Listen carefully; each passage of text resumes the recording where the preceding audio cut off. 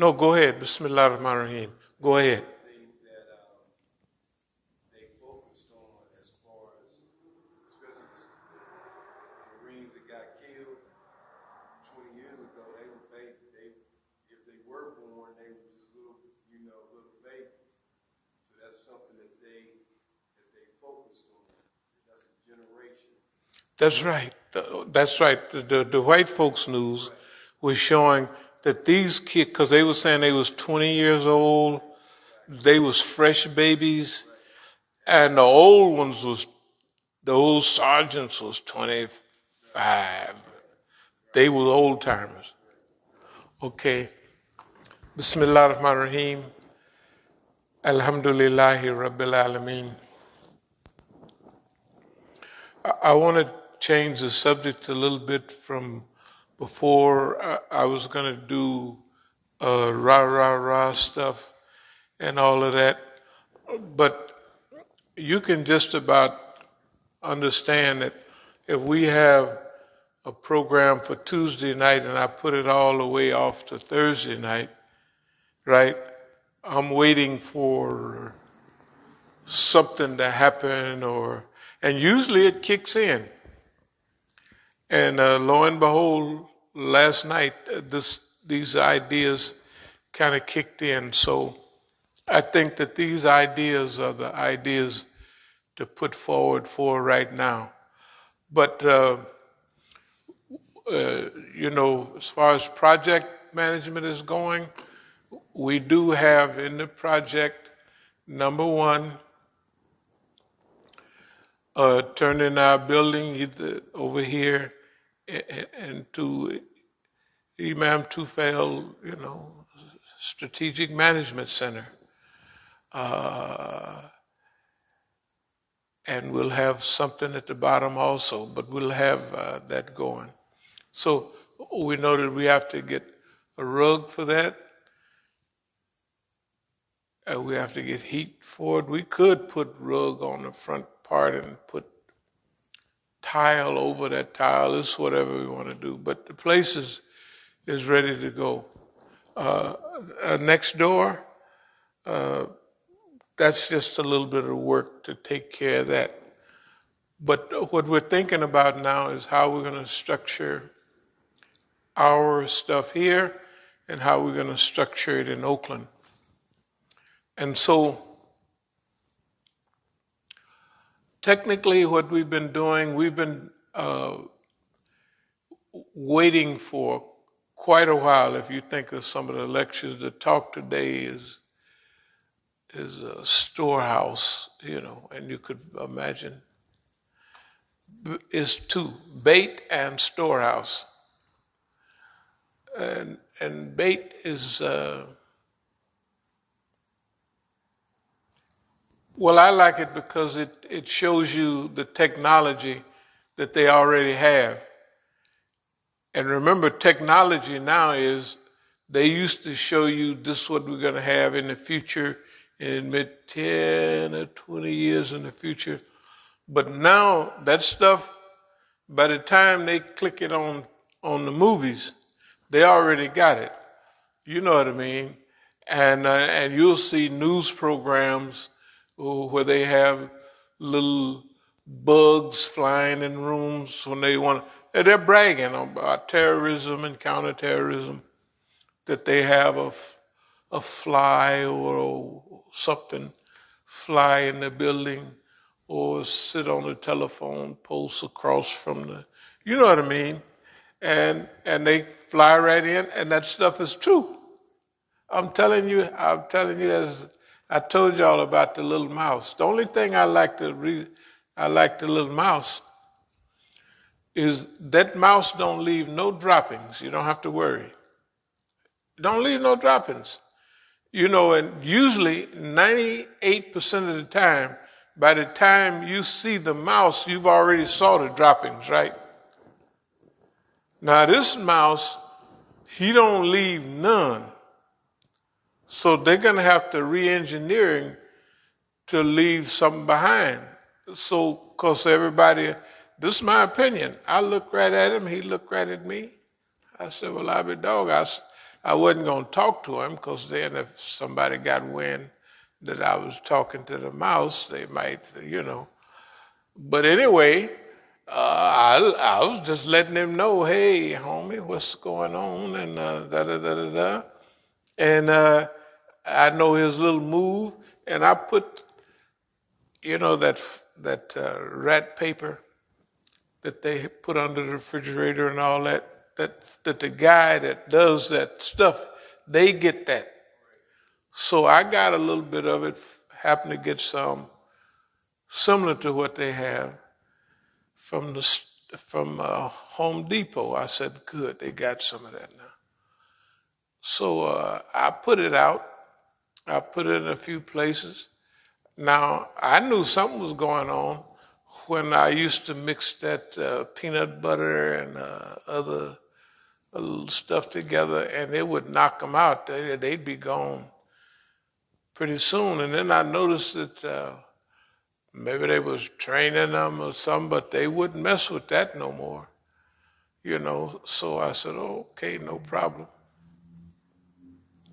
I mean, the real ones, the one that come in the kitchen and all that, they still, you see that stuff get all kind of haze on it that I leave. They don't mess with it. They could be trained, this is bad for you. And I know they just stop eating it. And then peanut butter, they love peanut butter. And you mix peanut butter up with that, that's gonna get them. But anyway, so the places where I put the little run that the mouse would have, that's where I put the stuff at. Shoot, he ran up inside to let me see him and run around in a couple of circles and then went out. He wouldn't go nowhere close to where. And then so that he would run where he didn't run over there because I had the paper there. But anyway, alhamdulillah, look, I know the stuff we talk about, people would have to be used to coming here to digest it. Like we was talking the other day, if somebody come in just off the street or happen to pray and then kind of kick back and listen for a while, they probably, am I really hearing this? This is just probably, but to me, it wouldn't make no difference. So anyway, one of the projects that I made a discovery in the 1970s when I was at Leavenworth. Well, I was a captain in the Nation of Islam, and I didn't like the warden had a meeting with us up at McNeil Island. It was the minister, I was the captain, and the secretary. And they used to call he was a deputy warden, they used to call him John Wayne, because when he was a captain or something at Terre Haute, he went out on the yard, they had a ride, and he went out there, and, acting up, say, bumped him upstairs. Anyway, they used to call him John Wayne. The convicts would call him John Wayne. So the captain, I was the captain, the secretary, and the minister.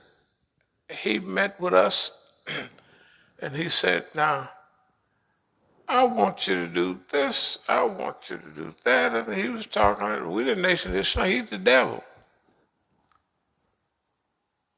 And I looked at them, and they was doing like this. They was getting lower and lower. They was getting their posture was submitting. And I said, and I was talking directly to him. We was about the same height. And I was looking him right in the face. And I told him, no, we ain't gonna do nothing of that. This is how we gonna deal with that. And I want y'all to make that part. I want you to da. Now, at that time, in 74, it was some of the brothers, they went in the warden's office and kind of killed him, cut him up. Too little, because he was the devil, so they figured, if they killed the devil, a big devil, they would get, a lapel pin, and they'd get special mention.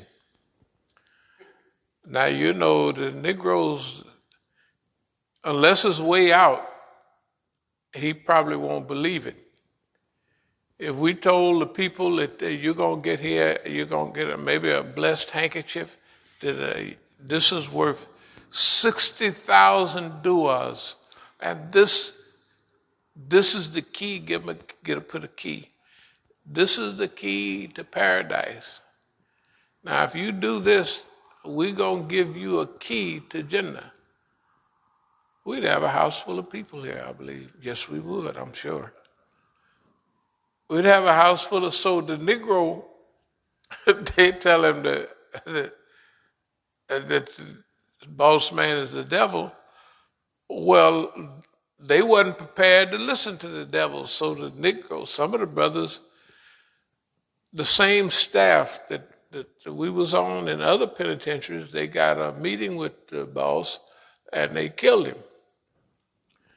And I met a lot of them because they had one similar to that at the place in Oklahoma, El Reno. El Reno's now a prison. El Reno's where they supposedly executed McVeigh, But El Reno is a hub.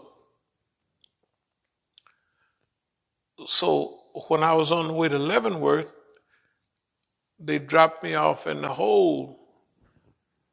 And I was in the hole with all the Negroes that had, whatever they did, they had did it. And we was all in the nation, so it was a club. When you got to one place, whatever, whoever was in the mix and what have you, you could send something out, we need this, that, and other. And you could get, it was a pretty good hookup, a jailhouse hookup. Anyway, I learned a very serious lesson during that period. Before I left McNeil Island, like if you read Elijah Muhammad's How to Eat to Live, first of all, we had Ramadan in December. But it helped us, but we would, when it was time to break the fast, we'd eat so much that we was almost like foreigners. Some people would gain weight, But most of the brothers would trim down, and there was one brother, that serious acne that people have that really, Brother Pedro, a Latino brother, he had that type of acne. And in Ramadan, it would clear up. Because he wouldn't, that fasting would eat up all that, whatever it is, suck it all up. I'm going to get back to the subject. The subject has to do with something, believe it or not, what self-denial does. When I was at McNeil Island, I started eating every other day instead of once a day. And by the time I left, by the time they put me in the hole to take me to Leavenworth, because of the run-in that I had with the big chief there, that's why I was getting transferred. That was the moral of that whole story. When I had a run-in with the deputy warden, that's why they transferred me from McNeil Island. It was the most beautiful transfer.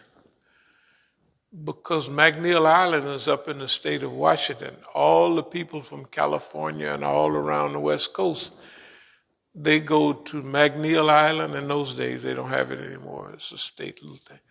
Or they would they had a smaller case, they would go to Terminal Island, Terminal Island, San Pedro down there.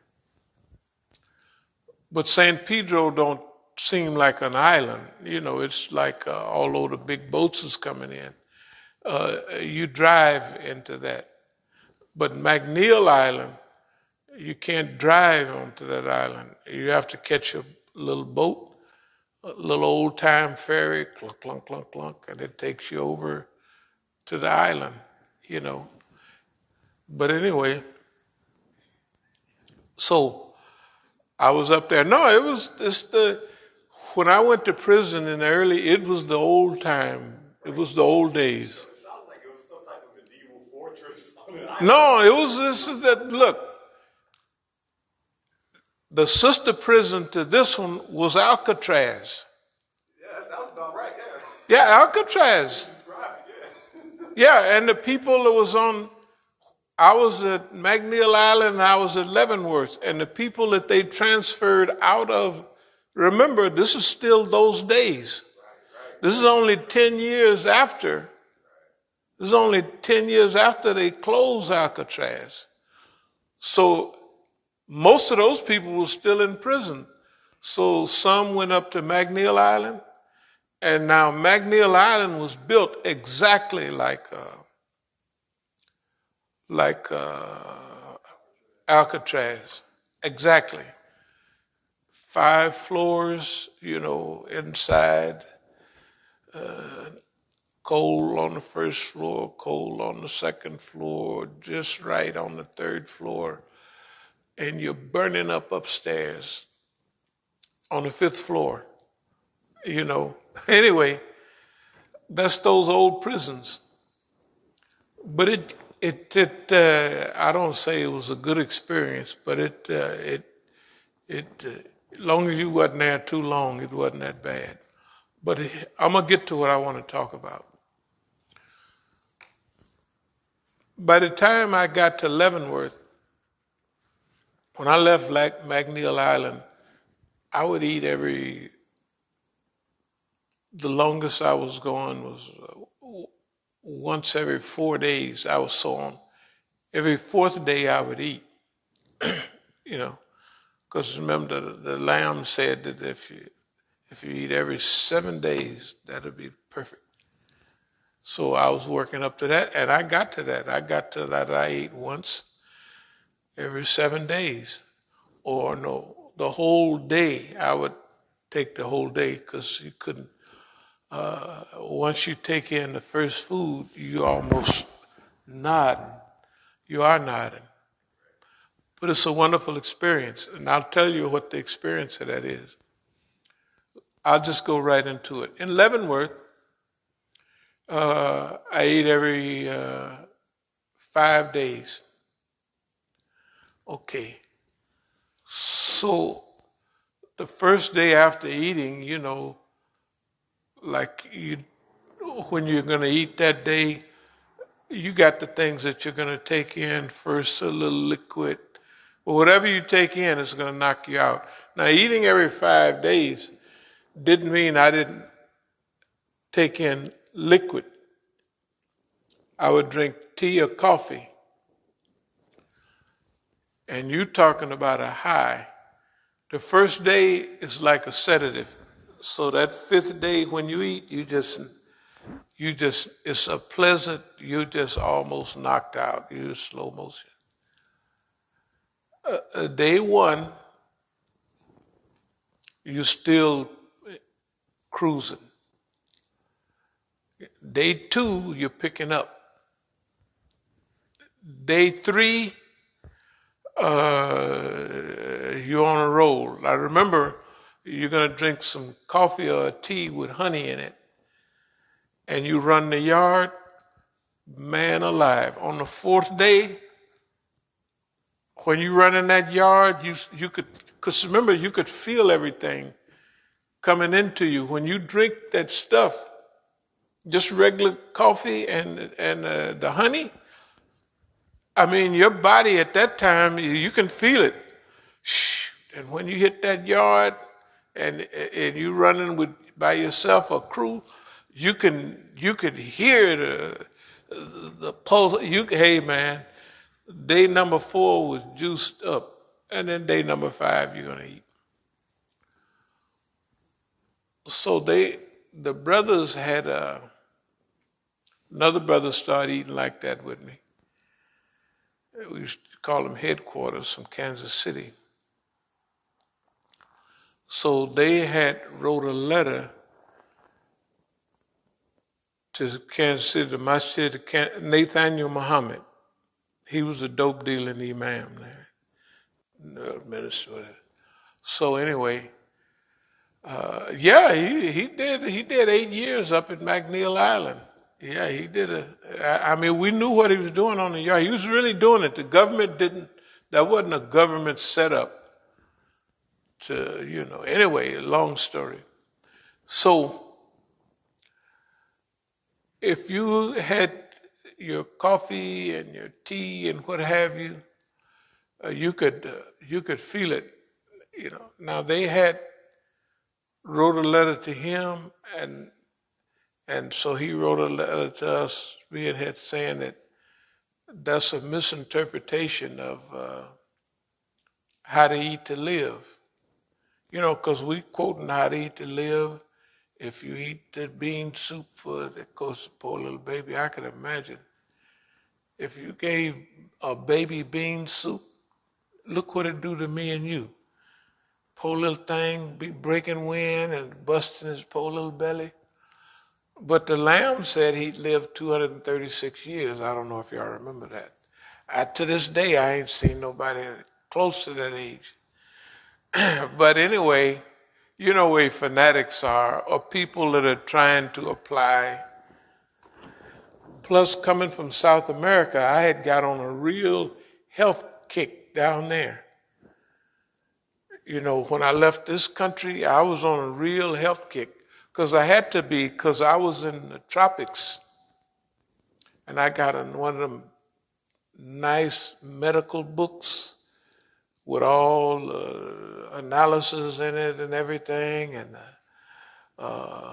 the inside of the body, the pages, if you want to see this page is clear, and it goes over that page, and you can see the whole body, and then if you want to see a part of it, all that stuff. I used to travel with that, and I had a serious diet. Down in South America, when I was in Colombia, I think I weighed at one time I weighed 165. That's middleweight. But I've always been the size, I was always 200 pounds, But down there, I ate in fruterias, I ate fruit, and that's about it. Fruterias, they had fruteria everywhere you go. When I got down there, I just started doing it naturally. I just go get a fruit salad, or 2-3 fruit salads. And pretty soon I start cutting down, and I'm lifting iron at the gym. Man, it was wonderful. So when I come back here and went to jail, I kept some of that. Of course, running and walking the yard and all that. But here's the point. And I did it a lot last year and year before last when I was in jail. In prison, the most pleasing experience that you're going to get in general, since you're not going to have sex, the next is eating. So everybody in prison, like in the army, how's a child, right? Yeah. So all prisons got different names, and the federal prison is reasonable. So eating is a pleasing experience. Now remember, I only ate, when I got to Leavenworth, every 4 days. I boosted it up to every 5 days. And the people, the brothers, I don't know, they thought that it was dangerous. It wasn't dangerous at all. I was healthier than all of them, So this is the discovery. And it made everything super worth it. that I found out that, of course, your life centers around your work and your eating in prison and what have you. And life out here centers around those same type of things. But I realized when I got to the point that I ate every 5 days, I realized something. That I was in charge of my life, that I was freer, that I didn't feel the prison anymore. I did not feel the prison. Why? Because I was controlling myself through not eating, right? I mean, this slipped up on me. I didn't say if I stop eating every 5 days, I'm going to get these benefits. They slipped up on me, and then I had to think about it. Why am I like this right now? Oh, it's the element of control. You're exercising control over your life, right? You can't control whether you're going out and walk on the street, all the stuff, but you are controlling a major aspect of your life, and that gives you an element of freedom.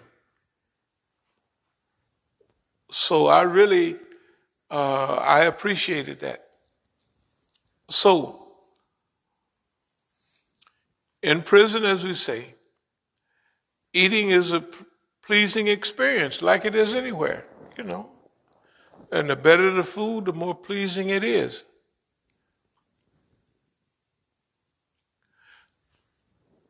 When I would go to jail, on these cases, like I went to jail 8 times in California, I never ate one drop of nothing while I was in jail.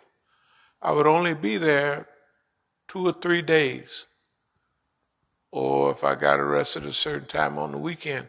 Once I was there for 6 days,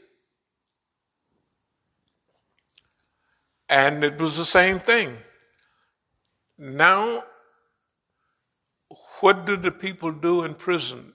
They had the commissaries and the ones that was really the in crowd. They got to eat their cup of soups. And the in crowd, they got somebody giving them a little money from the outside. And they do exercise with the brothers that did a lot of exercises. They had tummies. They had nice up here and all that. And they did a good set of exercises. But they all had tummies. It's okay. Okay, now. Imagine now, we're in a cell and everybody can watch everything you do. You can't slip and do nothing. So every meal I would have, I would give it to someone. Say, you need one, you could have it. At first, no big deal. But after a day, everybody's picking up on it. And the police, by the time you done did it 2 or 3 times, they putting people in your cell. So if I need a commentary on Quran, here's an Afghani brother, right, that happens to be there, and he got exactly what I want. That's exactly what I want. And would you like a little vitamin or something? And I said, no, I don't want a vitamin. But every few days, I would take aspirin to go to sleep, because I'm juiced up. So I didn't consider that just one aspirin that felt like heroin, because your body is clean. And so all I did was did light workout, push-ups, sit-ups, and all that stuff. And if I go to jail again, I'm just do the same thing. And I got marked out a minimum of 30 days, that I'm going to do 30 days without eating, no matter what. I'll reconsider after that. But when I go to jail in California, I have never eaten. I just never ate, you know. And I got this habit long time ago. Not that exact habit, but something similar to that. And I found out that, hey, at Leavenworth is where I realized it, that I feel free. That's what it was. Because you're controlling something. And the thing about freedom is locus of control. You read it. You have some control over your life. You go to any jail, any prison, people waiting up in line to eat. And they're hoping it's something that they like, and it's a big social event. It's a big, if you got somebody work back in the kitchen, can get you, you know what I mean, some of what you like.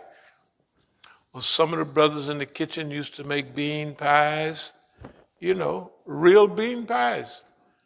There's nothing but beans and brown sugar or honey, right? And what have you. Shoot.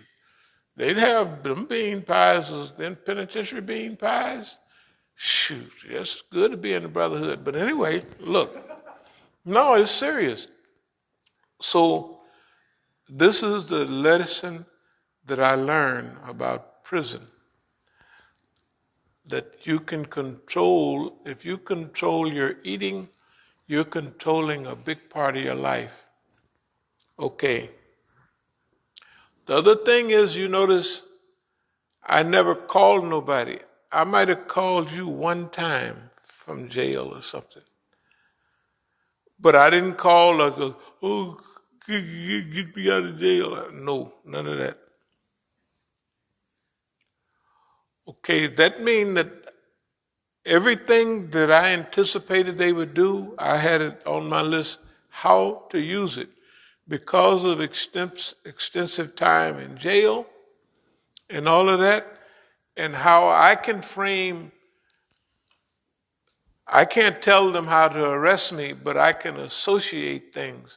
So if they got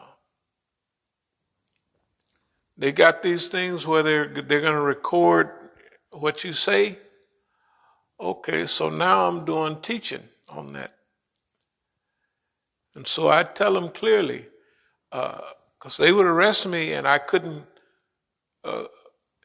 if they called me to the front door, they wouldn't let me go back in. They would take me straight to jail, and then Mukhtar was there, he would go in. So any property I had, if I had $10,000, I had $11,000. No, that's in an article. It's all in there. You remember it's in? Yeah, that's in an article. On the tape it says I have $10,000 because $10,000 is a package and I'm going to pay taxes. But the other 1,000 or so is for my whatever I do during that time. He took it all. Okay. But I'm telling them on the recorder, I got $10,000 in that. Remember, I'm sleeping in the masjid. I'm living in the masjid where I've been living for 40 years at that time, 35 years. So. And so now I'm seeing how it's going, so I'm setting up the cases. I can't set up the case totally, but I can, when I get in court, when you order, for the record, those tapes that they have, right? Then I'm teaching to the tape. Like I'm talking to the tape all the time. Like when I see, okay, that's what they're doing. Now, this is what I'm going to do. So all of our cases in Oakland is arranged. The government did what they did, but those cases, I have 25, 30, maybe even 40% input into arranging the case. And you can see all of the arrangements is they came up or they got a call from Mukhtar. Mukhtar came down Khadijah and they said I did something or other and that I don't belong in the building. And oh man, you ought to see sometime. I have the deed. I think I showed y'all the deed. I have the deed and it has my name, I pay, it has all that. They don't have nothing. I don't know if y'all saw the stuff that talked about the first trial where Mukhtar would say something and he would be asked, well, why did you say that? I don't know why I said that. I shouldn't have said that. Well, he's just lying. You know what I mean? He's just lying. And you said one time that you was a chief at this time, 2013. Said in 2014, you said, well, when were you? Well, see, in my mind, that's what he was saying. It's all on him. It's wonderful. There's no trouble about, so what I'm saying all of that to say is that in the choices we had the choices to do several things right now. And you could tell that we've been cruising for something, but everything is clicking in, like the exact stuff we was waiting for, it fell into place, better. And the stuff that happened in Afghanistan and continues to happen is better than any, you know what I mean? We didn't wrote it up what we expect, what we want. That's better. Allah give you, because that's what Allah say, I help you from avenues you don't know nothing about. Right? That's the way it is. And the poor old man, he's showing his age already. Can you notice that? That boy, he was playing around during the election. He was jogging up to the thing. I bet you he ain't jogging now. That boy. And see, whatever the presidency is, you have to tell so many lies. Instead of getting a long nose, your hair turned white. Right? Pinocchio, his nose, one of them get the long nose. Okay, but this guy here, right? Remember Barack Obama, all that black hair and everything? Man, when he left that boy, his hair was blanco. But here's the thing.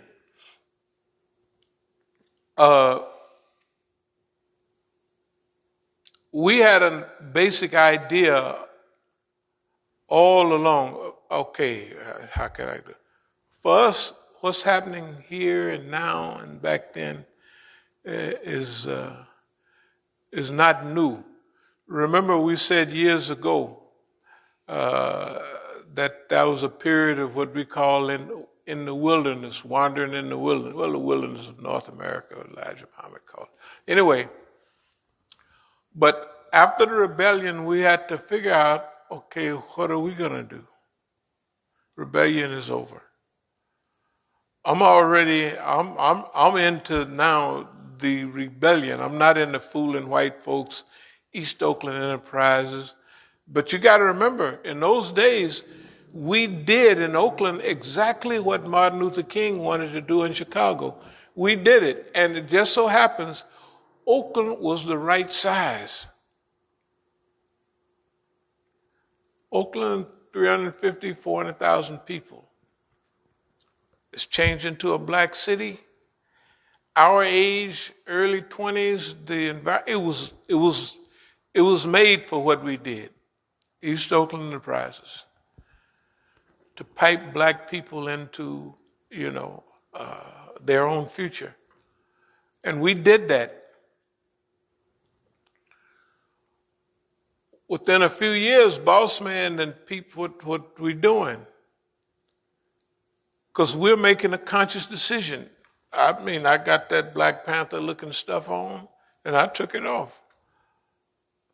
You can see the picture. The stuff I got on is fashionable. In fact, it's out there for those days. But long as boss man is the nigga to do that, you got to have a reason to do it, not just to be the biggest and the baddest in town, but you got to be knocking off everything. You're going to be the number one in town. And all of those things are advertisement for your program. If you want people to get rich, tell them you do this here and here, and you're going to get you a brand new Cadillac. Good God Almighty. And then every now and then, you'd go buy somebody a brand new Cadillac, right? Just to make sure they got it. It don't take no time. Pretty soon, man, everybody with Big Hank got big, pretty. We used to drive big old cars. At first, we drove them little pretty Coupe de Villes, black on black convertibles and all that. But after a while, we jumped to them Brohams, 4 doors, big old seats and everything. And everybody had them. All our crew had them. And everybody associated with it. And so pretty soon the dialogue changed in Oakland. You couldn't do that to Big Hank, is what they telling the police. Police beating them upside the head. So the police, to show everybody, started beating me upside the head. They started, no problem at all. It was all perfect. Because it was for a purpose. One of the biggest incidents was on 94th and East 14th. So the police was arresting a guy that was drunk. So I'm riding with my friend and he's driving a limousine, a Broham. I said, stop. And I get out and I'm telling the police, leave that man alone. Da-da-da-da-da-da-da-da. Pretty soon they forgot about him. And now remember, I'm the most famous guy and all the police know who I am, everything. And when we in our record shop doing stuff, the police is climbing on the back, trying to listen to what we say. No, this stuff really happening. When we're having a meeting and all them hams is outside, the police is, trying to listen in, and they climbing up you got a drain in the back of your building from the roof? They climbing up the doggone drain, the police. These is black and whites. The vice didn't do it. Okay, let me get to the point. There's several points here. Number one, you realize in prison that if you don't eat, you're controlling your own life. And this is very important. It has an effect on you during time. It has a real effect because when you do this, at first, you're not doing it because it makes you feel free. But after you do it a while and you study yourself, you find out, hey man, self-denial is related to freedom. Okay, people don't think like that. Self-denial to them means that you're denying yourself something that you could have, right? Yeah, like if we could afford new cars right now, self-denial, you're driving these old cars, 100 years old, and that's self-denial. Self-denial, it's fun. What, do you want me to buy a new car? And they pull a little thing. Imagine how mad you would be if you buy a brand new car and you go out to crank it up and it don't start. If it's these old cars, 100 years old, who cares? That's why they parked all around, because, okay, shoot, if I drove them boys a month or 2 months, I got my money's worth. I sell it to somebody else, they're going to get years of use out of it. Just think of the people that bought. Anyway, so self-denial gives you freedom. But it's an accidental discovery from Leavenworth. Since I'm free to do it, right? I'm free to deny myself whatever it is that I have access to, right? It makes me feel free-er. And you feel as free as you would outside, except you're not outside. Because you have that element of control. See, that's the thing prison takes from you, is that element of you don't control nothing. That's the way they want you to think. We're going to control when you eat. We're going to control your toiletries. We're going to control everything. And no. Now, I didn't put it out that I'm fasting and all that, because then the government will come telling you, we don't want you to do that, or something. So everybody knew we was doing it. This is a great leap forward. This is a leap forward in psychological dispensation and physicalities. You're learning some real lessons that you haven't been taught by society. And you're learning that things are, in many cases, are exactly opposite of what everybody wants. Everybody wants to eat when they're in prison more than they do on the outside, because it's it's the only thing you get in prison that has a little satisfaction in it. It's food. So if you're in a prison that has relatively good food, you kind of happy there. And if you're in a prison that has some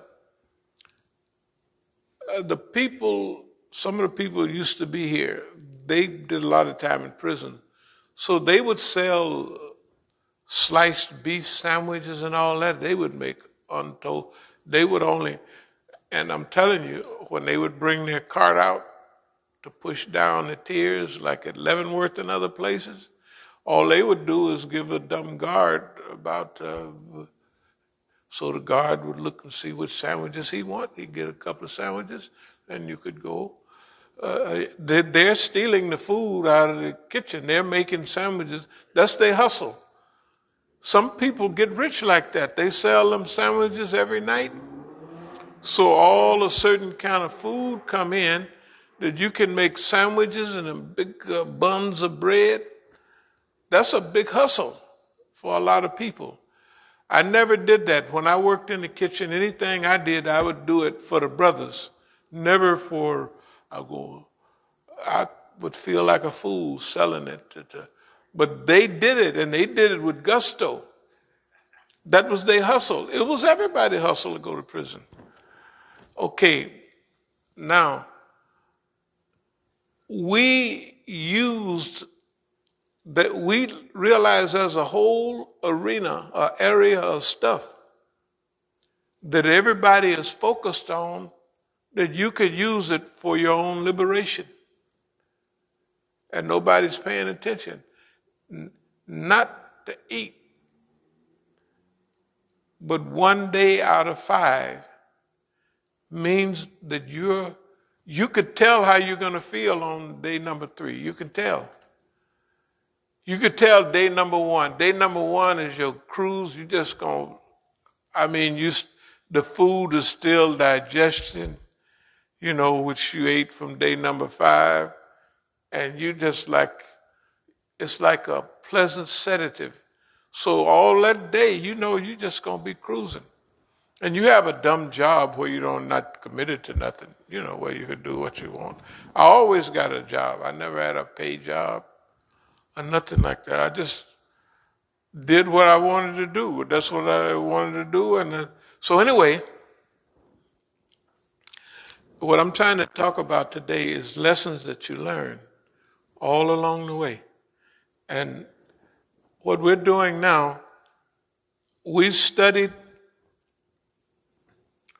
what we've been doing. We have a formula for what we're doing. For those days, it was a type of self-denial. For these days, it's a type of self-denial too. That's why we keep sharp. If I go to jail, I do not eat in jail. And I got a minimum of 30 days, I'm ready to deal with that. That I don't even have to, I'm not even hungry. When I click that on, I'm not even hungry. I couldn't eat. Now I couldn't eat in jail. Plus all that bologna and them stupid sandwiches they feed niggas. And they be really man, I didn't get a lunch. And well, okay, the fruit. I stopped eating the fruit because when I was going to the penitentiary years ago, they was putting me in the hole for 10 days. And for something I didn't believe, and I stuck an apple up on the cell, and the police looked at it and they took it. I said, for that, I'm not eating. So that's 10 days right there that I was in the hole. I didn't eat nothing. It was all kind of stuff. It's like if you basically, you can't make me do nothing. That's part of it. And also, by then I know something is going on when you don't eat. You know what I mean? That you're having, it's not like Gandhi and fasting for freedom, but it gets to that there's the element. I didn't study it and learn it and read it, but I realized it. Okay, I'll speed up.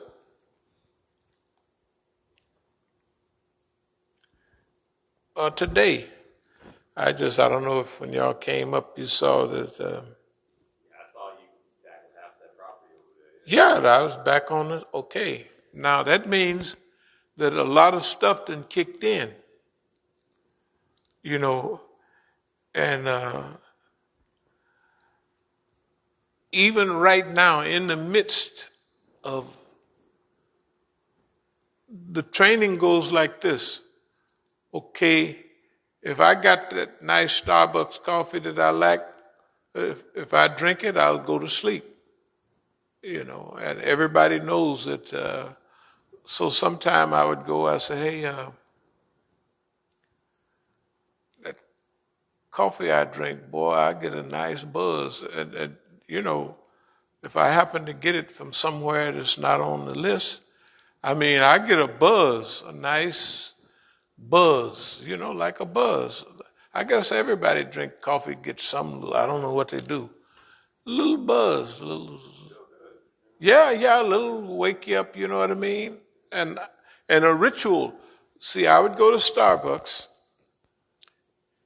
and they took the newspapers out of Starbucks. I don't know if anybody noticed. I used to go and I would get all the newspapers. I would sit there and read, and I would, Then all of a sudden, I would do it in California. I would do it here. I do it everywhere I go. That became a morning ritual. So all of a sudden, instead of the coffee waking me up, it was putting me to sleep, and there's no more newspapers. And I said, okay, forget it. So I know what it is. It's okay with me. The point is right now, we have simple countermeasures for all this stuff. But there's something that's clear going on right now, that we're in another phase. We're in a phase My body knows it, my mind knows it, and we're like, okay. It's the same that was years ago. I used to cut a little piece of the grass and cut another piece, right? Okay, then, all right, with the sweat gear on, all of that is back. It was a time I couldn't do none of that. But that wasn't from me, that was from the white folks. That wasn't the white folks, because from the time before, when I painted Brother Tufell's house and all that, I would paint that boy, and I'd get up in the morning, and it was this time of year. I'd have my sweat gear on, I'd get a good sweat. It wouldn't take but 2 minutes to get a sweat with that. Then I'd lay down, then I'd go back with another set of clothes and sweat gear. And I would do it at least twice. I was sad when I finished painting the place. I painted it twice, you could tell, 2 or 3 times. Because the sun was out, and I would wait to get out there in the sun. So I went out there once or twice and said, man, the sun is over here, the trees is hiding behind the trees. So I would get out here in the morning when that sun was right there on that side, and when it's around that way, I'd get the other side. The point is that I had learned from the sweat gear, from running. When I used to run them hills in California, that's when we would run 8 miles with 10-pound weights, 5 in each hand. That sweat gear. And when I finish, I would lean over and I would pull up the sweat thing, and I would a whole, at least something like a quart of water, because I would pull it up when I got it on, and I would let it hang over, and the sweat would go down into the thing. And it would be right around my tummy, and I'd be, hey man.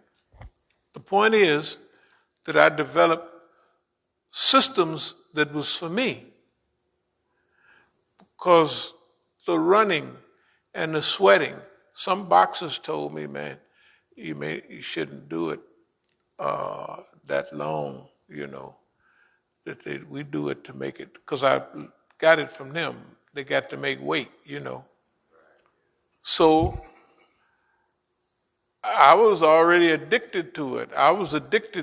So you could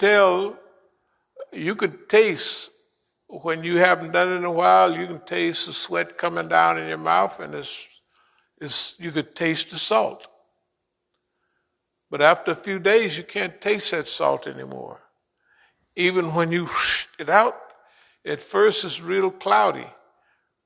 After a few days, back on the road, it's almost clear. Not as clear as water, lightly cloudy. What I'm saying is, you can get a program where everything you do fits into pushing you forward. And there's no negativity in it. It's only positive action. Okay. That leads with the attitude that we have about doing what we do. Attitude is very important, And attitude means the way you're fixed in the position. Attitude, when you get like this, that means you got an attitude. Right? Attitude is the way the plane is leaning according to the horizon. When it leaves this way, it has attitude. It has another attitude. Okay. So in the earlier years, we did a lot of study on attitude, positive thinking, and all of that, and we've incorporated all of that type of thing into what we do. Therefore, there's hardly anytime you're attacked by the system, you got a way to change that into a positive. It doesn't make no difference what it is, right? It don't make no difference what it is. Oh, you're going to do that. Okay. Well, I like coffee, but I don't need no coffee. You know what I mean? So right now I'm not drinking no coffee because I had a nice buzz the other day. Then I went down and I bought some more, bought me 2 big old cups. I said, man, I ain't gonna forget that. I still got it. One of the big cups is still sitting in the car in the front seat. I said, man, but to me it's like a joke. You know, like, boss man, I'm gonna skip a lot. Here's what I'm saying. Right now, to try to put it in perspective, our position is that we've been dealing with boss man for decades. He knows who we are. We know who he is. We don't like his present company for the last decade or so, the Zionists. Well, they've been friends a long time. But now the Zionists got control of him because he's dealing with things from a Zionist perspective. Okay? For the movement, and I don't want to say it's good, but the meanness that they're using on the Palestinians right now, people are getting tired of it. But they're so mean that they're not picking up on yet that the people, that not only the Muslims are, but the world is tired. Hey man, what's the purpose? You're going to keep all the land, you ain't going to get nobody nothing. You're just going to beat them to death, right? Okay, that's becoming clear. I don't care who you are. To most of the world, especially the people that dealt with colonialism and all that before, they already know what it is. But the people, if you think I'm joking, you look at a pro-Palestinian demonstration in London or even here or anywhere, they loading up the bases, you know. Reading an article the other day about was this a demonstration at an arms factory in the UK? Mm-hmm. Where they had barred the doors and it was getting pretty. You read that too? Well, I didn't read the whole article, but I know what you're talking about. Yeah, it's been pretty serious over there. They're going after the arms manufacturers now. But that's who's hey. Right. Britain is selling the second amount of arms in Saudi Arabia to everybody. Britain is number 2, not China and Russia. America, and then, okay, all of that is coming our way. The world is coming our way. And where are we? Let me try to, I don't have it written out, but I'll try to put it in perspective. Number one, we've reached or reaching the limit of requesting that the boss man do like what he should to give the earth at least a chance. And that's where the storehouses come. If you notice, the storehouses story is not new for us. It's as far back as you can go. Because it's not that we've been playing for this, but in a way we've been looking what part can we play in this from a religious, historical, human perspective. And I do have the name Moses. It wasn't accidental either, you know. And I looked at what Moses go through. He trying to help people, and they said, man, the one part of the Bible, it said we had it better at the flesh pots of Pharaoh than out here running around in the sun. Right? And he telling them, this God got you over here. God then brought them across the sea. Can you imagine? Bani Israel? Ain't nobody got them across that sea, the Red Sea, whatever sea it was, right? But God, it couldn't be nothing else. Waves all up here. Soon as they go through on dry land, Then here come Pharaoh. I get them jokers. And something let the water go, and there they go. Right? It's in the Quran, it's in the Hadith, and it's in other historical accounts, so it's a big possibility, as far as we're concerned, it happened. That it physically happened. Although it could be a metaphor, but whatever it is, it's coming out of that Quran, and that's what it is. You know what I mean? Okay. So it doesn't make no difference whether it's signs, symbols, prophetic pictures, like scriptures speaking all of those things. Reality, mutashabihat, whatever it is. Yeah, all that. Clear, concise stuff. Then allegorical stuff. Okay, we don't have to worry about it. When it says something, it has a meaning. The allegorical, you can get one meaning out of it, that's for you. I can get another meaning out of it, that's for me. That's what allegories and stories are for. But we want everybody to get the point. Okay, now, the world is at a certain stage right now. It's clear. It is absolutely clear. There may be some dummies that don't get it. Maybe Khadijah and them and Abdul Malik and them and Hashim and them may not get it, but I think they get it too. I don't think they've been college educated, so they're crippled in a way, but they're not crippled. I don't know. This is what Chairman Mao said, and he was a teacher. He said, the school is set up around teachers, classrooms, and books, right? And he said, the longer you stay in school, the dumber you get. That's what he said. He was a teacher. That's not necessarily true, because he always quotes all of his strategies. He's quoting a war that happened centuries ahead and what strategies, the floating monkey and 1,000 flowers, all that, colorful language. So he studied. He was a student of. He didn't just pop up with psychological guerrilla warfare and all of that, or guerrilla warfare. It comes from studying. Here we are in this position. What is our best position, and how can we get the most out of what we have? Okay. When we switch to psychological guerrilla warfare, that's with Boss Man's position. We let them know, well, Boss Man, we was thinking about, instead of just being mad all the time, how about you got the advantage? How about psychological guerrilla warfare? It's it's a conversation in all our articles. You can see that what do you think?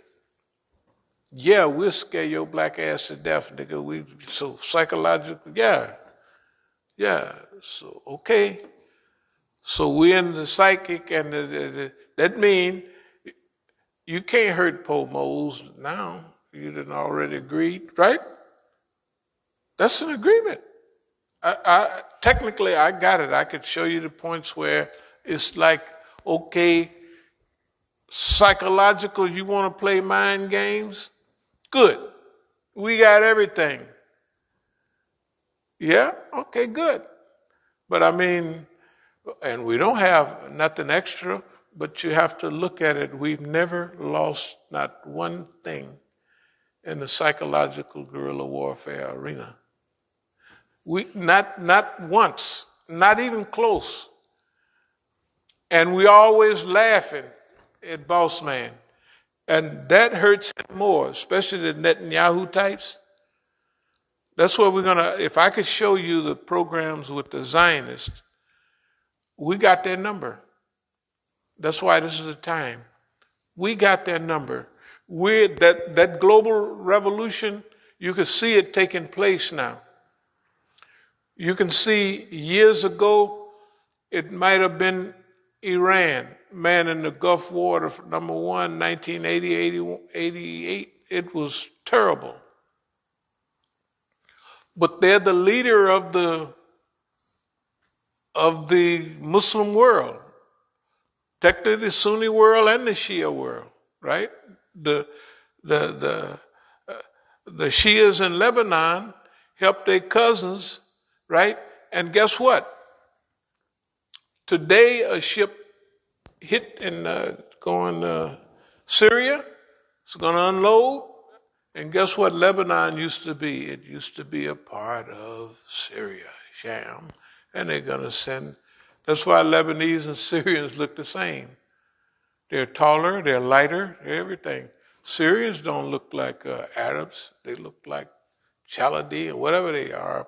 They were Arabs.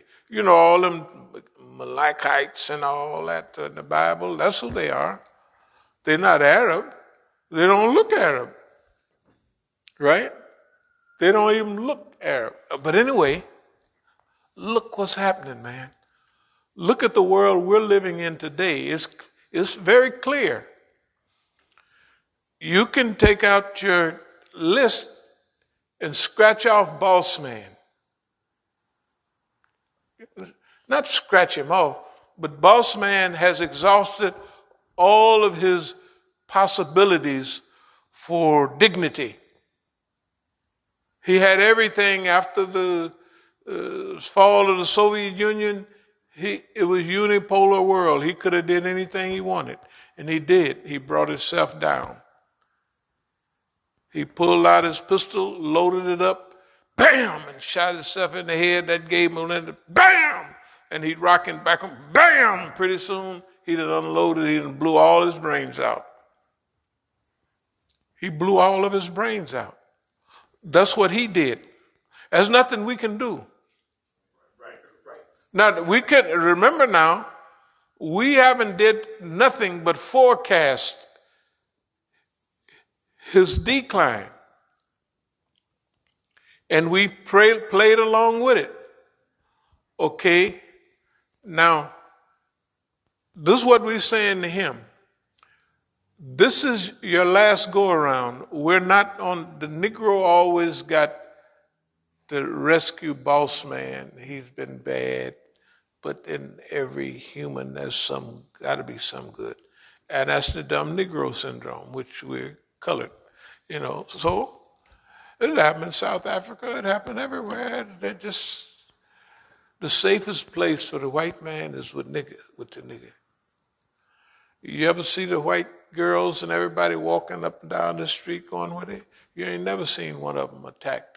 Nobody even say that. They don't even talk. They don't say nothing to them. At least a Negro girl, hey girl, where you going? They don't say nothing to the peckerwood. Nothing. Right? The safest place, and white folks think the safest place they are is right in the middle of the black neighborhood. There ain't no safer spot in D.C., right? It ain't no safer spot for them than right around niggas, I'm telling you. Okay. The point is, we understand ourselves, but here's where we are. Okay, we're in project management, we're going back to California. We have to do the things with black kids on the campuses and everywhere. And get them involved. Since Boss Man acting up, we was going to ask for $200 million, but now I think we're going to ask for $300 million because the white man has been bad. Now, you got to remember, we're in the driver's seat, not him. We want to do all that he can. We can.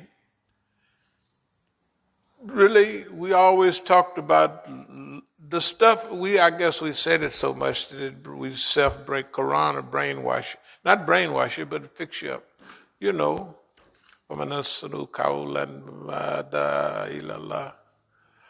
say it so long, it actually takes hold. And it's real, just imagine.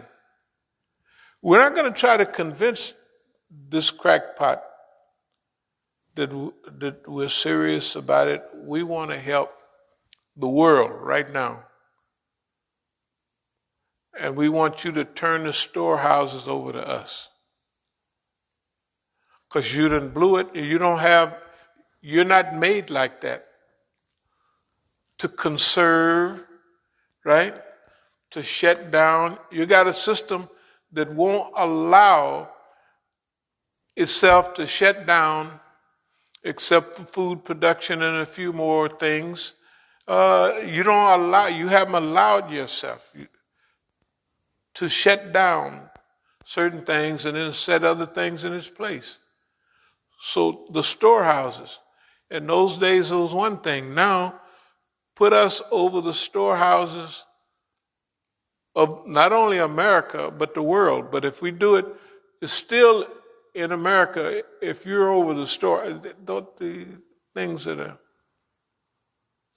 And you got to remember, we're in a perfect position. If you remember, there was news things from Deutsche Welle, Germans, the Japanese press, Russian press. Of course, you haven't seen no Chinese press. But just imagine if all the movies that I used to get them from Tony. Tony's a Chinaman. And imagine he and I are talking in depth about 1937, the Japanese, Nanking, the rape of Nanking. And our discussion is, well, maybe the Japanese will not apologize, but for you guys to pull it off, both Asian countries, Japan was number 2, and now it's number 3. You was down below, and now you're number 2. The first thing the U.S. is going to do is try to keep you guys at each other's throat, right? Well, we talked about those things. And if they want to relieve, if they want this to move into the Asian century without even working at it, let China and Japan, and they will take care of Vietnam and all other, right. That will also pull in Malaysia, Indonesia, everybody. Finish the Asian century. And with that power base kicking in, it can bring India from the white folks' side into stop hanging and killing and burning Muslims and stuff like that, Well, pretty soon they're going to get rid of this guy, Modi, whoever he is anyway. You see what I mean? I'm trying to tell you, we are thinking and acting on a global level, and we've been doing it all the time. We have 40 or 45 years into this, but the last 40 years have been more specific, and the last 20 years have been exactly to the point. In other words, the longer we're doing this, the more evolved. It's evolution over revolution. We're evolving, and we're evolving in a big way. If you think about what happened, let's say in Oakland, that was so many years ago, and people looked at that like that was important. It was not important. And now when you see what we're dealing with, it's not important. It's not important. First of all, we'll get our property back. We'll do all of that. And if we don't, we'll write about it, and it'll be, plus everybody know them anyway. Right? They know who. They think, okay, we got everybody on our side, which they would. This is how important it is for people to stay focused on who they are, what they are, and where they're going. If you're standing there and everybody says one thing, that's why I always like that example from the 1970s at McNeil Island in the black history class we had. I think I told you all about it before. That the guy drew 4 lines on the paper. Did I ever show y'all that?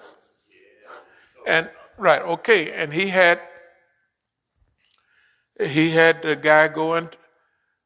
Brother was from Seattle. He was slick nigga. He was a big nigga from Seattle. So the minister said, He ain't gonna go for that. That's a big nigga. So the guy doing the black nationalist class, one of the brothers, we're in the room. He said, okay, who would like to, I want to do an experiment. Who would like to? So the guy raised his hand. He said, okay, you go into the bathroom. The bathroom, just close the door. And he talked in a low voice. He told us what we're going to do. And then he said, no matter what happened, y'all say, this is the longest line. And then you have discussions on it. They're at the longest line, and then he would chalk it up to make it wider, just to give you something to, so it'd be, and then he asked him, after all of that, would you show us the longest line? And the guy chose this one. Smart nigga. Peer group pressure. That's when I realized how important. Now, I knew it already, because I wasn't putting up with everybody telling me, well, you out of the game now, you over the hill, the white man didn't run you off. I said, the white man didn't run me off, I run myself off. And for a good reason. Because I looked at the history. I said, the white man have broken the back of all our people. He either kill them, put them in prison, take all their money, or what the thing I use is he'll tie them behind his chariot and drag them down the street and say, that's your hero. I said, they ain't gonna do that to me. That was what I had in my mind. So boss man ain't gonna do that to me. No kind of way, physically, and there goes Big Hank being drugged down the street by the white man. Absolutely not. That's one of the reasons I left the country. And the other reason was to plan ahead. Before I left the country, I had been planning it for a long time. I ordered a new limousine, 1971 limousine, and I gave my brother the money to pay down on it. He didn't, and then just before I left, I got the money back. But that's to everybody would know Big Hank gonna be here. He getting them a 71 limousine, right? And that's what everybody was thinking. It was thinking just what I wanted them to think, that I'm here. But I was meeting with my friends and I was telling them all kind of stuff. I guess I sounded crazy because I'm saying, man, we all thought heroin came from China, which some of it do. And then, so I'm going to Red China. I'm going here. I'm going there. But on the way, I decided to go to South America because it's friendly. It's dope friendly. It's only cocaine. And only the rich and only, and the thing that we wanted to do is we wanted to have the black community syndicated, so we would control the flow. We're using most of the dope, a lot of it, so we should control it.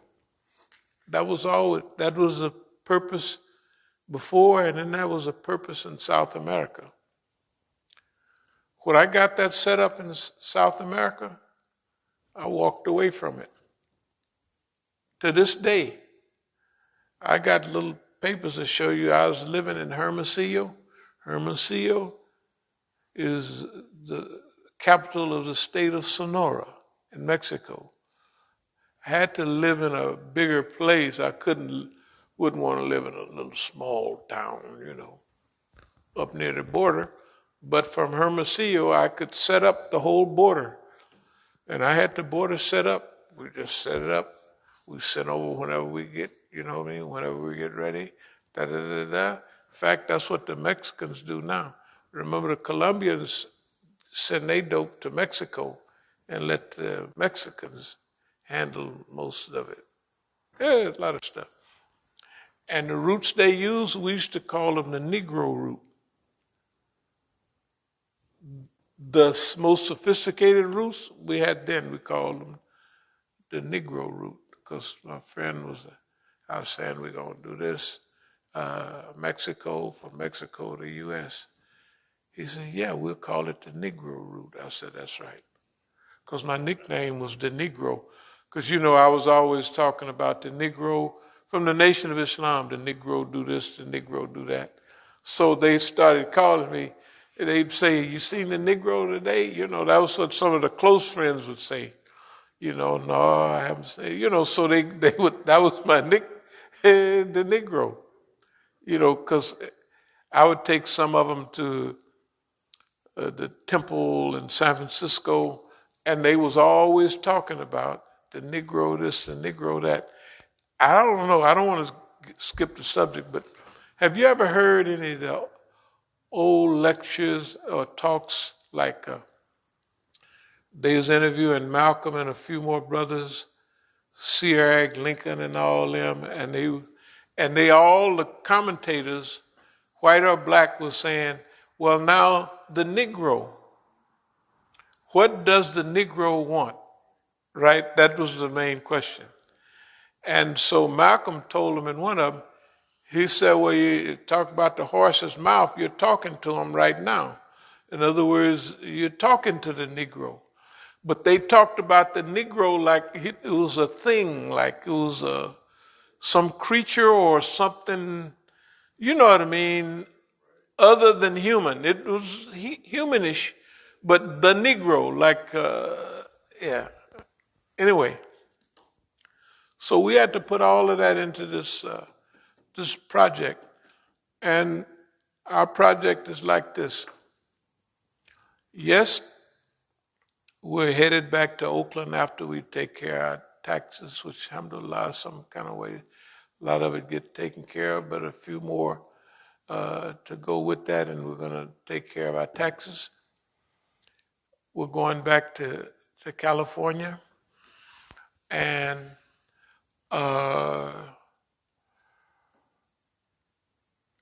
if the white man don't want no help, he can keep it. I would rather do what we talked about, because it's a world-saving type of thing. But I'm not going to use up all of my energy trying to make the white man do something. If he don't want to do it, if he don't want to use our expertise, and that's what we're telling him, if you've already seen all this stuff and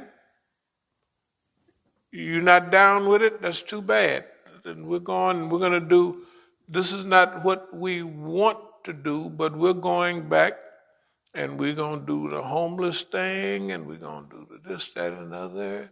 We're going to do to try to get Negroes join up in the system. That's the second choice. The second choice would be the storehouses. That boss man and studied, I guess he's just embarrassed or something. Because boss man cannot convince nobody that when he's talking about me, he don't know in detail who. That ain't gonna fly. Even a dummy knows that when we're talking about Musa, Big Hank, boss man have all the details from everybody, friends, family, the history, he got it down pat.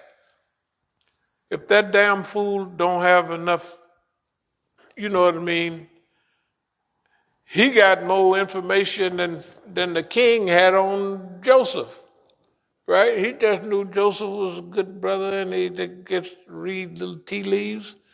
Joseph couldn't read no tea leaves no better than we have. Now this is I'm not challenging the prophethood or anything like that.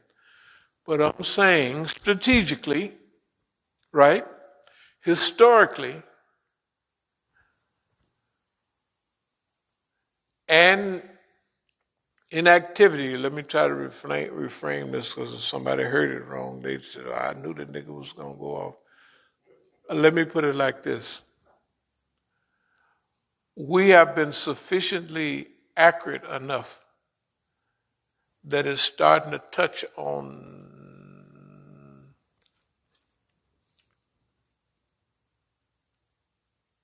scriptural correctness from a hadith. In other words, anybody that's been keeping score would have to say the accuracy is very close to our hero, because our hero, we've been studying our hero all the time.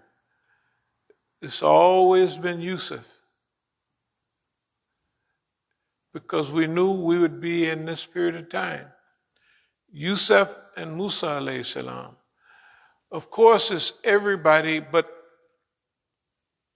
the things in dealing with the people, you're going to have patience, because the people you're dealing with, they're going to be unruly and they may not even care. So you're going to you got to get that right away. The next thing is this guy is he's as bad as Pharaoh. He's not the king. Because remember, the king is over thing, right? Doing.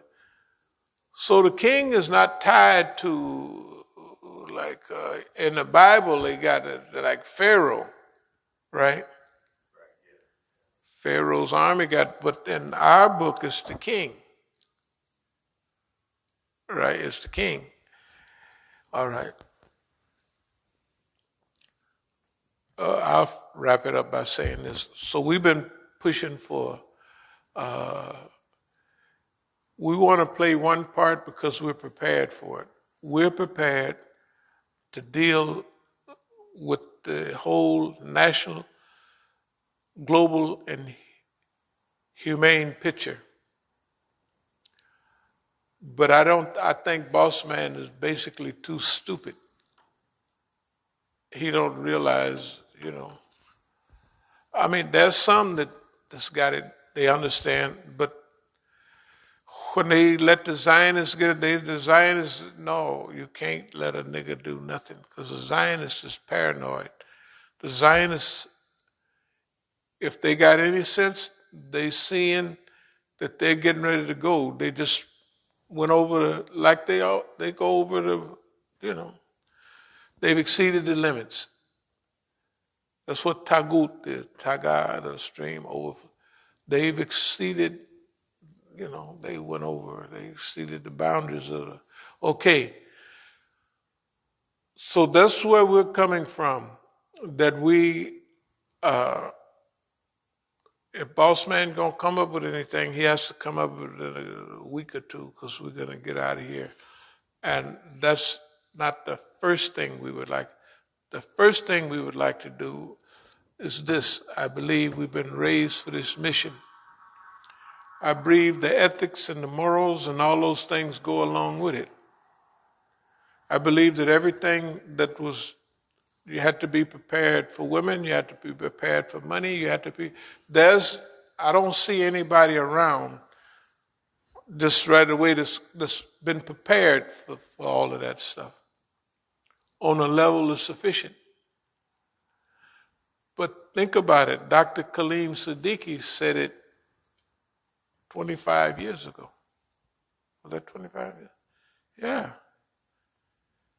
Remember what he said? He said, Imam, Musa is the essence of all that is good. I said, good God Almighty, Doc, that's serious. But none of the other guys spent time with him like I did. I mean, they were all big name, what's the name? But I see them didn't hang out with Dr. Siddiqui like I did. When we would be in Texas or somewhere at a big program, since he had heart trouble, he'd have to take a walk. He took a walk every night, and I'd walk with him, and we'd talk about those issues. And all the lectures that he gave, I would remember his lectures, and discuss them. And that's why in South Africa, he said, this guy is the only one prepared to do what we got to do. And he said it. I mean, did anybody pick up the feel that that's what he was talking about? That's what he was talking about. It was kind of clear. I mean, He was singling you. yeah, and he knew that he was getting ready to die too, and that's why he was doing it. The point is that he knew that then, and they knew it too. And all them niggas, Indians, all of them. You don't see me going to South Africa no more. The next time I came, they had a whole new plan drew up. Because Dr. Siddiqui died a few days after that. Yeah, and I'm saying is, but see, you never know. The way I look at it like this is that anybody that cannot look at the world and see the direction it's going in, even poor Lake Tahoe. Lake Tahoe was up in the mountain. I mean, good God Almighty. Now the people is running out and I went this way, then I went that way, then I found out, the wind was blowing out. And see, we go by Lake Tahoe when you come in. All of those iconic places, we drive through all of that when we come here. And for those places to have burnt down, can you imagine if every year they're losing as much timber as the state of, I don't know, not Ohio, but Delaware, they burn that up every week. But they're burning up states. Every time they have a fire, it's like a small state burn up. Okay. We would rather participate in a program that would relieve the global pressure on the world because we believe that that's what we've been studying. What should be done, Okay. If boss man is too stupid to realize what he's got, well, do what you can. It says saviors, wives and children from a fire whose fuel is made in stone. So if boss man don't go for it, bump him. What I'm saying is if you can't see the Negro like he really is, then forget about Mandela. Forget about Jomo Kenyatta. Forget about remember all the colonial leaders, when you gave them a shot, they forgave the white man, especially the burning spear. And you could see it on movies with what's her name did, right there in South Africa. The Negro is forgiving as long as it's not other Negroes. But we got the whole package. And we done proved it. We prepared to deal with this. And what Joseph said, put me over the storehouse because I know their value. I know what's happening with it. And that's the same thing we say. And if boss man rejects it, I'm not going to ask him or suggest it. I'll just say, well, you just go down like who are we to mess with history? But the message to all the others that's viewing is, boss man is going to go down, but he's going last. He's throwing your wives and children and kids first. He'll be the last one to go. He ain't just started doing that. He always do it. They're going first. right? And a nigga just be sitting there hollering, oh, not me, boss man, not us. It's in his damn everything, especially nowadays, they got a composite of recent history. Vietnam, boat people, right? Arabs in Iraq, snitches in Syria, using the Kurd, huh? Who? Iran during the revolution. Yeah. Everything. He's saying, well, that's it, you know. And see, we won't be charged with no more than what we had authority to deal with. We won't. That's not on us. We might turn our mouth white trying to tell everybody what's happening, you know. But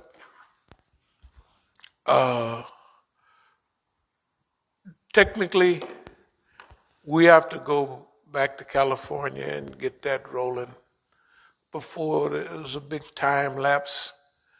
So if we can't do nothing, we'll do that.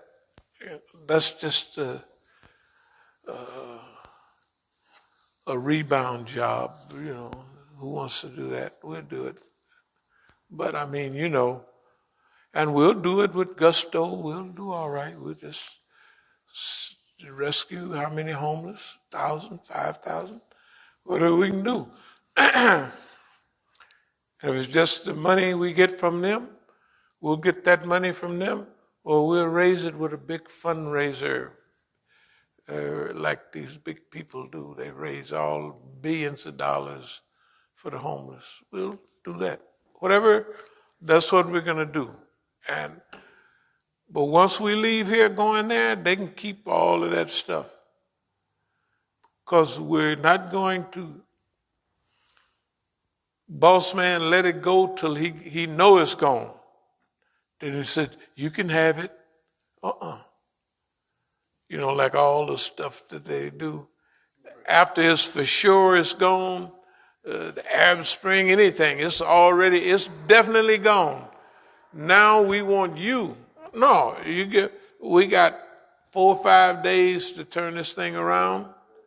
And that's all I don't see any, and I'll close with this. Remember how I was looking at it. I'm going to try to live to be 100 years old, and it's not that that's out the window, but 25 years from now,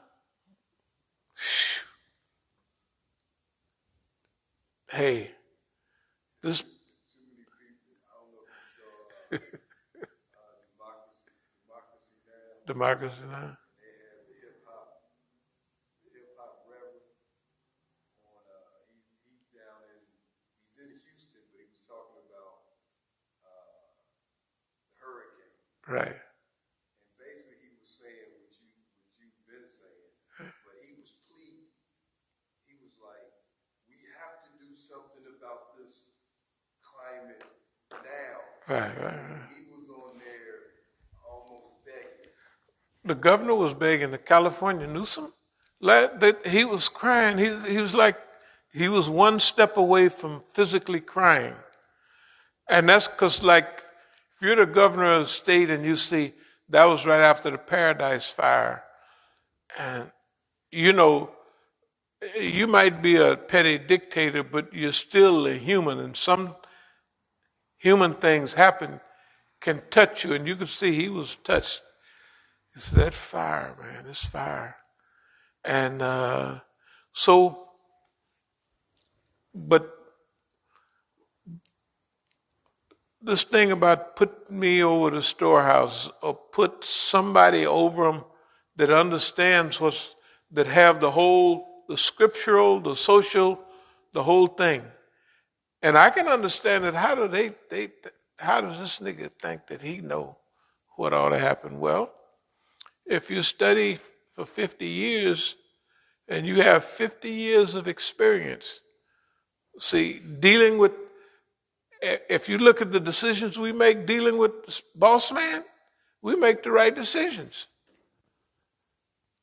We make the right decisions. We want to change the psychological guerrilla war. Oh, boss man, why don't you just don't hurt nobody? Just, well, I'll show you, nigga, you ain't got no sense. And so his own psycho. That's now great. No killing. That's the way it go back several years. That's the deal. Oh, boss man, so you gonna leave a nigga alone? Fine. You're just gonna do messing with the cars. Hey, great. Finish, right? You can do it. Because that means then that's when we start this planning. We're gonna try to hook up till we get to be 100 years old. Well, now we're throwing that out because it's not even ain't no guarantee. It ain't no chance that the world is going to last 25 years the way it's going now. Maybe I'm wrong. I don't see it. They got to do something within the next, I ain't going to say, they got to do something quick. That's all that I'm on. Are there any questions or comments about all of this stuff? Nothing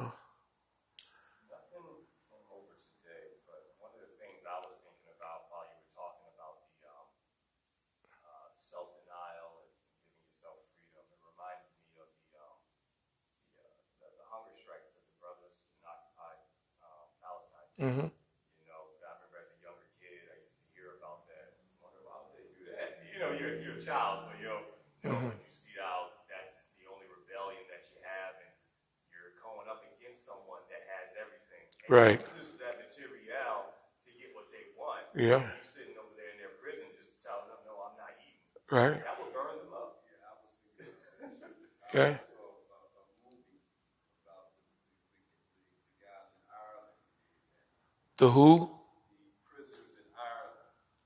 Oh, yeah. Bobby Sands and all those guys way back. When they did that, the movie actually was about one of the guys who either was his brother who died, who went through it, and he actually was transferred to another prison. And what he did, he wasn't a snitch, but he played like it and drew up a whole plan to let a whole bunch of other guys escape. It was based on the truth. Right. Well, But I thought about the same thing when they said that. you got to remember the Irish in Ireland is different from the Irish here. The Irish dumb police and all them here is one thing. But if you saw any, even in movies, like they did a movie on this ship they had, the Negroes was on in World War II, and they wouldn't let them go nowhere. But one time there was a destroyer. They let it land, and they landed in Ireland. And so the Negroes was thinking white folks, So they didn't want the Negroes to get off the boat and cause no trouble. Shoot, they let the Negroes off the boat.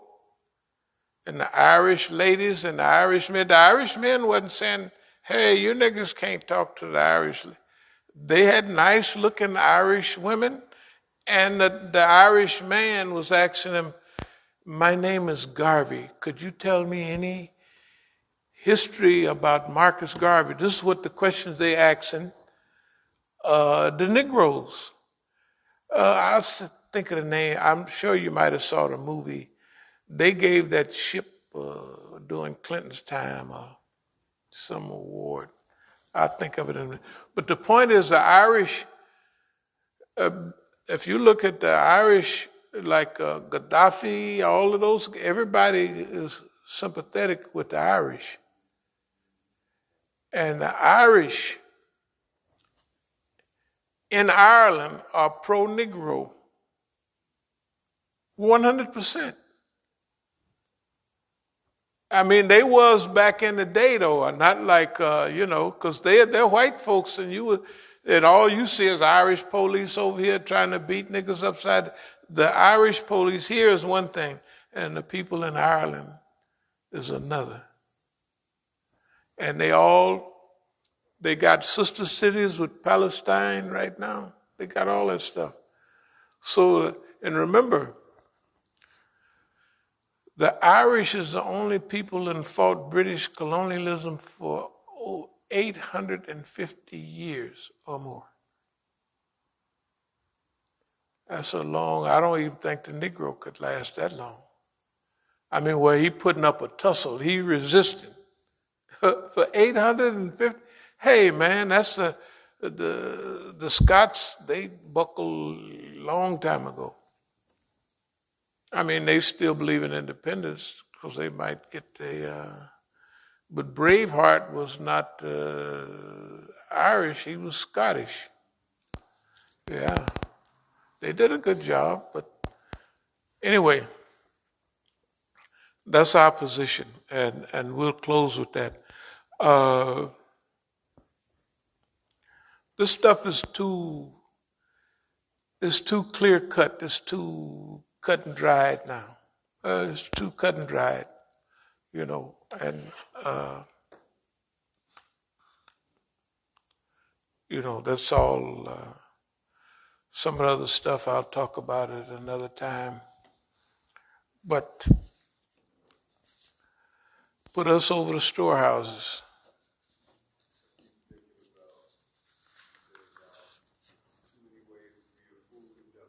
Too many ways to be a fool to duck 'em off. No, it's like it is actually kind of unbelievable. I mean, if you think you're shocked and surprised just because I sit here and predicted everything, we used to call it was the "I be damn" effect. Like, well, I'll be damn. Really? Brother Abdul Haq and I used to talk about it all the time, about George and all of them. Well, I'll be damned. And now this is worse. Well, I'll be damned. He actually did it. Well, I'll be damned. They're actually doing it. Well, I'll be damned. That's actually, well, I'll be damned. Look at that, will you? I mean, that's what it is like now. Well, I'll be doggone. Look at that. And ain't nobody out there stopping traffic saying stop, like the guy always preaching the world is coming to it. The place ought to be full of that, man. The subway ought to have 50 niggas down there, white folks, everybody talk, right? Ain't nobody saying nothing. Now, hold up. I will give the people in my neighborhood some credit because last June, usually when I get off the train, and you can hear the lady on the microphone. Mm-hmm. And last June, I got to the street. They were reading the Bible. They were reading the Book of Revelations, exactly what you usually say. Babylon the Great It's falling. And it's, yeah, hey, man. So I will give her some credit. No, alhamdulillah. It's just the numbers, you know what I mean? And that is the Babylon the Great has fallen. And it said it fell in 1 hour or 1 day. It don't mean that it was like one physical, but it meant that it built up, and then all of a sudden the decay set in.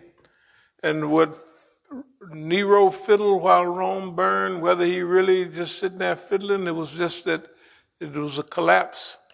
But that's the point, though. Just not to prolong it. But she's saying that, and we can see it. But when people listen to that, you can tell by everybody walking the street, they think they're crazy.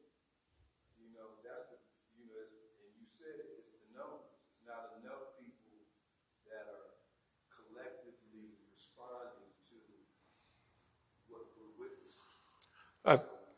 That's exactly the reason that, look, if we don't get the seal of approval, we don't have time this go around.